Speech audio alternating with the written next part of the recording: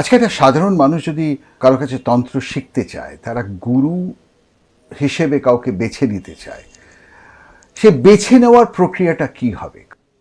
প্রথমেই বলি, অ্যাডভার্টাইজ দিয়ে যারা তান্ত্রিক হচ্ছে কোর্সের মধ্যে দিয়ে যারা তন্ত্র শিখছে, যারা শেখাচ্ছে, এই পুরো ব্যাপারটাই হচ্ছে একদম নির্ভেজাল ছ্যাবলামি। তন্ত্র এভাবে শেখা যায় না, তন্ত্র এইভাবে শিক্ষা দেওয়া যায় না। আমি দিনের বেলা জামা প্যান্ট করে ঘুরে বেড়াচ্ছি, ফস করে শ্মশানে গিয়ে লাল কাপড় পরে এক বোতল মদ খেয়ে এক ধাবড়া মাথায় সিঁদুর মেখে হোমের সামনে বসে পড়লাম, কতগুলো কাঠ জেলে দিয়ে ঘি পোড়ালাম, আর যা মন যায় তাই মন্ত্র কর্মকাণ্ড করলাম। এ তান্ত্রিকতা নয়। আর তন্ত্র মানে কেবলমাত্রই পুজো আজা নয়, ওটা হচ্ছে তন্ত্রের একটা দিক, ওটা হচ্ছে তন্ত্রের একটা চর্যা।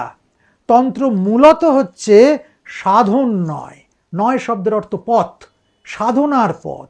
সেই গূঢ় সাধনা গুরুমুখী, গুরু উপযুক্ত শিষ্যে সেটা দান করেন। সেই সব গুরুকে আমি কিভাবে খুঁজে পাবো? সেই গুরুকে চিনতে গেলে দেখতে হবে কোথায় খুঁজবো তাকে? ঠাকুর বলছে গুরুকে দিনেও দেখবে সাধুকে, আর রাতেও দেখবে। কোথায় খুঁজবো? শুধু জয়গুরু তারা জপ করুক, এটা শ্রীরামকৃষ্ণের নিদান।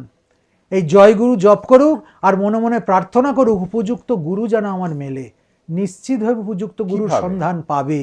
তবে হ্যাঁ, দেখতে হবে গুরুর ব্যক্তিগত জীবন কেমন, শাস্ত্রে তার প্রবেশ আছে কিনা, সর্বোপরি গুরু ক্রিয়াবিদ কিনা, তিনি ক্রিয়া কতটা বিশুদ্ধভাবে করতে পারছেন, সেই ক্রিয়া ফলবতী হচ্ছে কিনা। এইটি তান্ত্রিক গুরু চেনবার সবচেয়ে বিশ্বস্ত মাধ্যম।